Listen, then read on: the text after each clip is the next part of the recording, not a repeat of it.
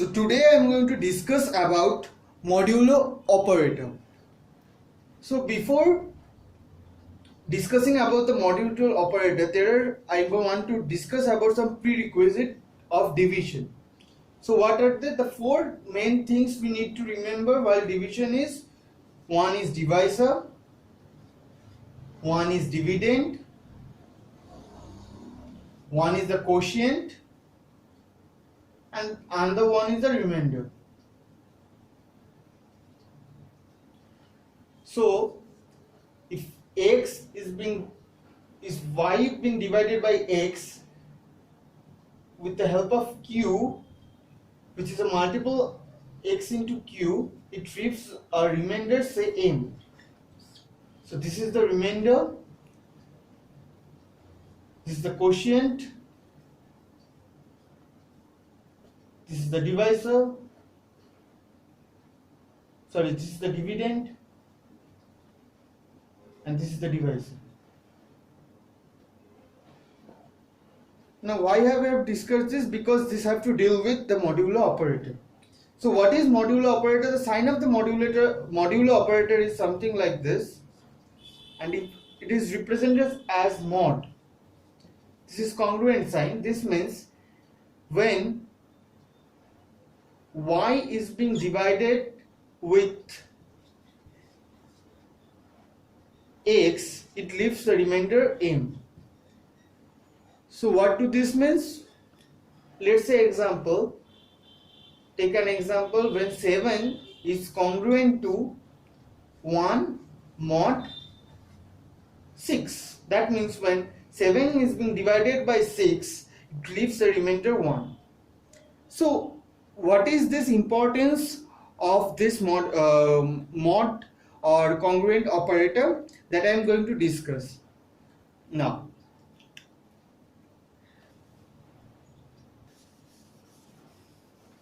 There are some properties that we are going to discuss which will help us to solve problems like, say for example, what will be the remainder when 5 to the power 100 is being divided by 18, or what is the last digit of 2 to the power 100 or 7 to the power 200. I'm going to discuss all these things after telling about what are the properties of modulo operator. So what are the properties of modulo operator? So this is the general equation. When x is being divided with y, it gives the remainder m. So property number 1 says y plus 1, or say y plus some say a is congruent to m plus a mod x. The second property says y minus b is congruent to m minus b mod x.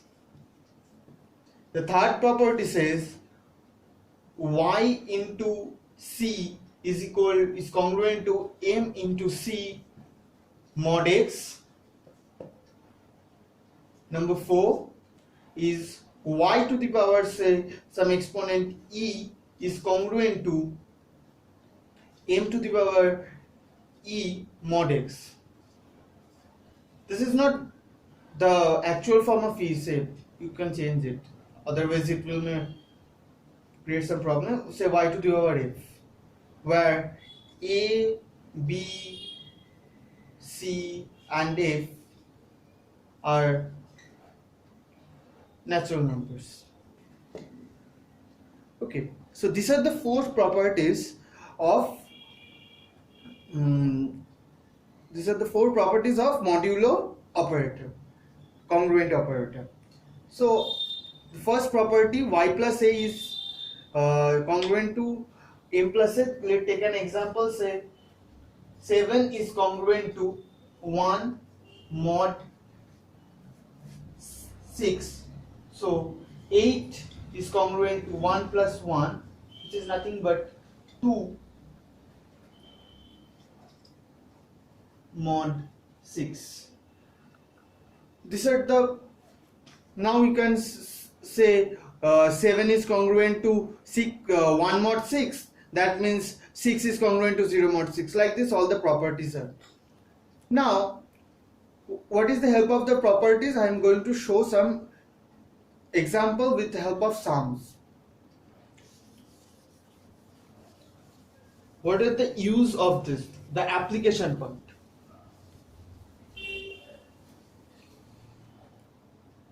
The application part of first question say, find the remainder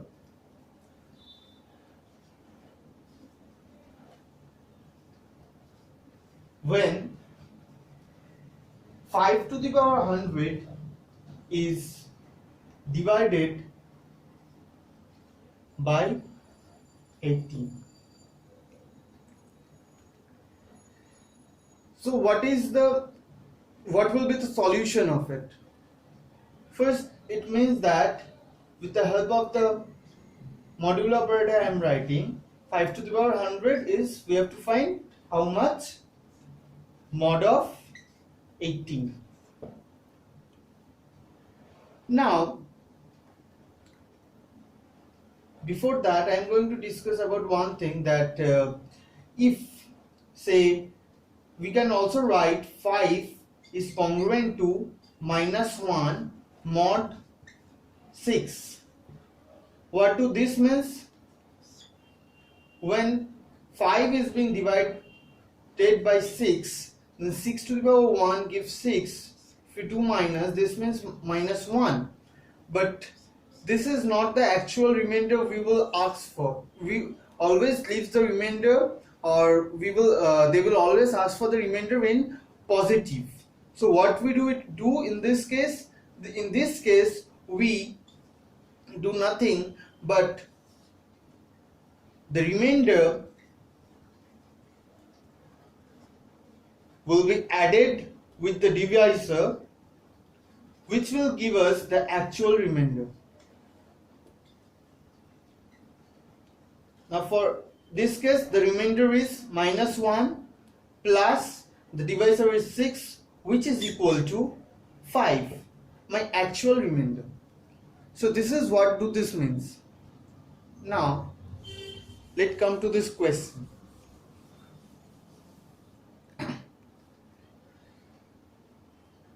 Now we have to check which power gives me -1 or +1 as a remainder, which power of 5 gives me a +1 or -1 as remainder when 18 is being divided with that. So we have to first use a trial and error method, which gives you 18 into 7 equal to 126. So 5 cube is equal to 125. So if we divide 125 with 18, it gives us a remainder of -1. So now we are going to use this thing in the question. So how do we use it? That means 5 cube is congruent to -1 mod 18. Now we are going to multiply to the power 33 on both sides. That gives me 5 cube to the power 33 is congruent to -1 to the power 33 mod 18. We are applying this with this property, that say x to the power a is congruent to y to the power a mod z, where x is the dividend and y is the divisor. So we are using this property as I have shown earlier. So it will give me 5 to the power 99 is congruent to nothing but -1 mod 18. Now 5 to the power 99 into 5 is congruent to -1 into 5 mod 18. We are applying x into m is congruent to y into m mod z. Okay, So this gives me 5 to the power 100 is congruent to minus 5 mod 18. So this gives me a remainder in minus. So how we are going to find the actual remainder? We are going to find the actual remainder as divisor plus remainder gives me the actual remainder. So that means 18 plus minus 5 equal to 13. So this is my actual remainder. That means when 5 to the power 100 is being divided with 18, it leaves a remainder as 30. So this is how we do it. Now I am going to show you another example of or an application of this thing, modulo operator. Say a question is given, find the last digit of 3 to the power 100. So how we are going to do this? Our approach will be same. We have to find a remainder which gives me a minus 1 and a plus 1 as a remainder when we are going to divide it with 10. So why 10? Because we find the last digit of a given number when we divide with 10 only. That means the last digit, say 256, we will divide it by 10, which gives me last digit at 6. Unknown number when always being divided, when we are going to find the last digit, we always divide the given number with 10. That gives us the last digit. So our solution will be 3 square is congruent to minus 1 mod 10. So 3 square is congruent to minus 1 mod 10. That means 9, when we divide it with 10, it gives a remainder minus 1. So we are using it now. Will be easy. So 3 to the power square to the power 50 is congruent to minus 1 to the power 50 mod 10, which implies 3 to the power 100 is congruent to 1 mod 10. So the last digit of 3 to the power 100 will be nothing but 1. So this is another example in which we use this modulo operator. Now I am going to show another example of this modulo operator in a generalized form, which will be required for exams like these two examples will be required for like say private exams or something like government exams where MCQs will be provided. Now I am going to show another example which will be required for like ISIs or some math BSc exams. So my third question is,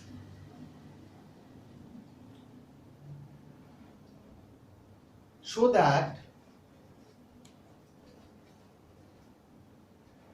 if an odd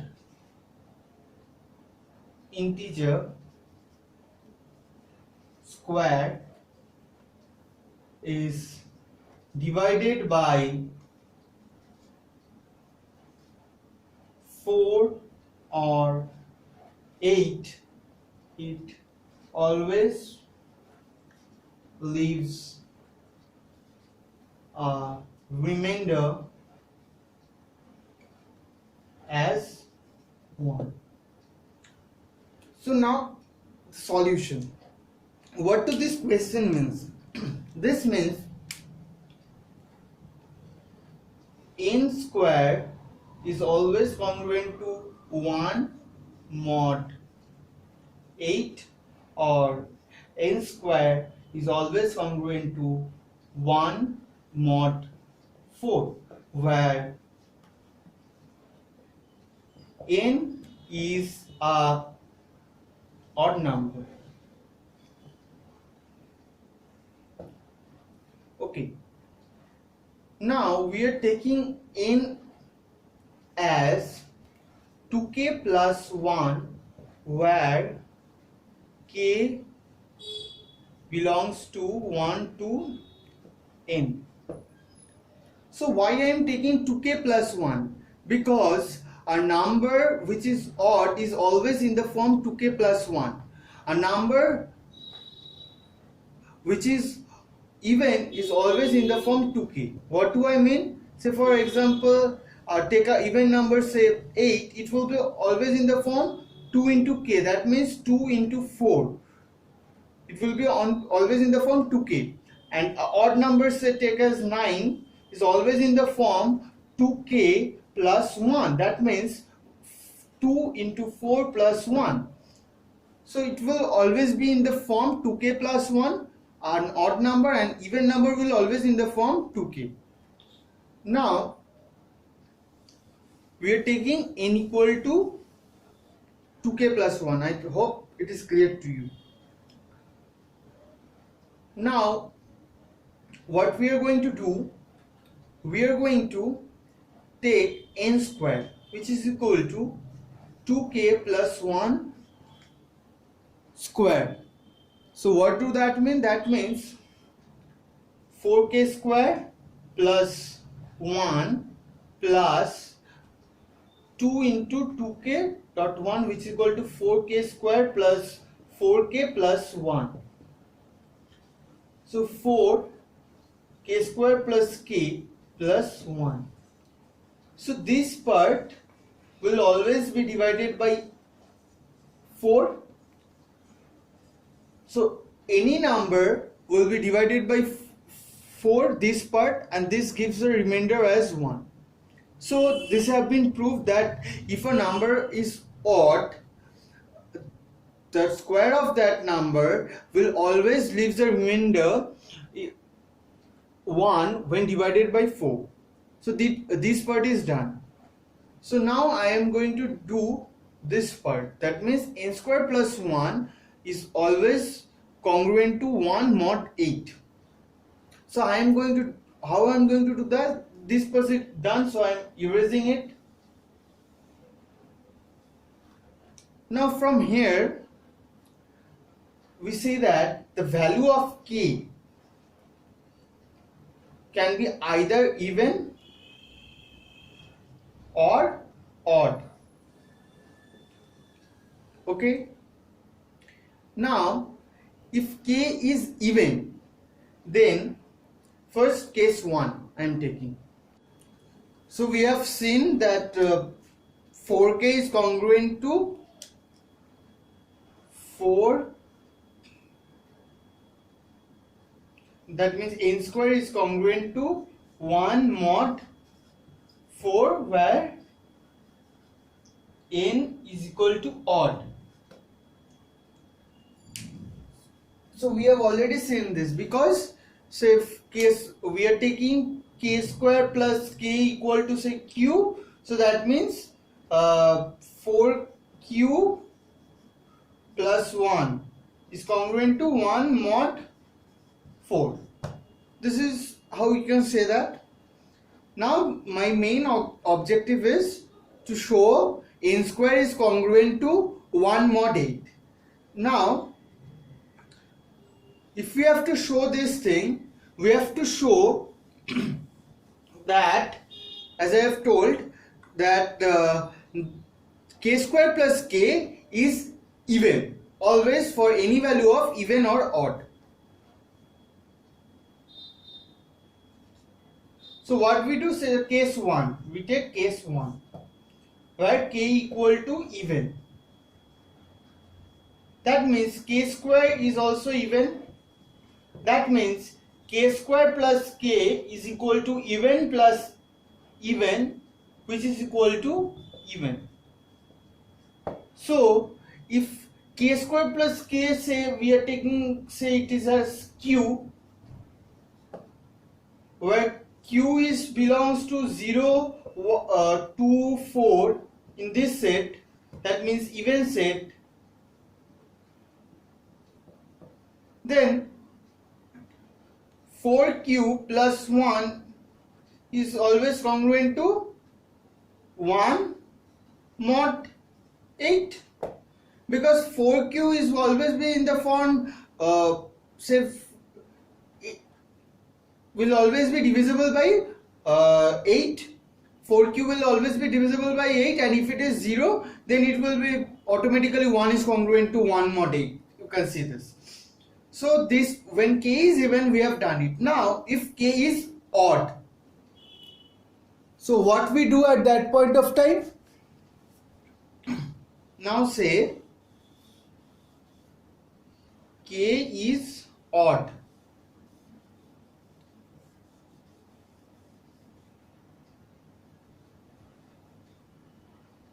Then if k is odd, this is case 2 we are taking. Case 2, k equal to odd, that means k square will always be odd. So if that means k plus k square is equal to odd plus odd, which is equal to even. So that means k square will again be even, so that means again 4q plus 1, this is even, so this will be divisible by 8, always will be congruent to 1 mod 8. So this is how we have proven that if an odd integer square is divided by 4 or 8, it always leaves a remainder as 1. So thank you for watching the video. If you have any doubts, please don't hesitate to put up in the comment button. We will try to explain it, and please do share with your friends, and please, if you like the video, please to hit the subscribe button and the like button without any doubt. And we are going to do more videos in my next lecture.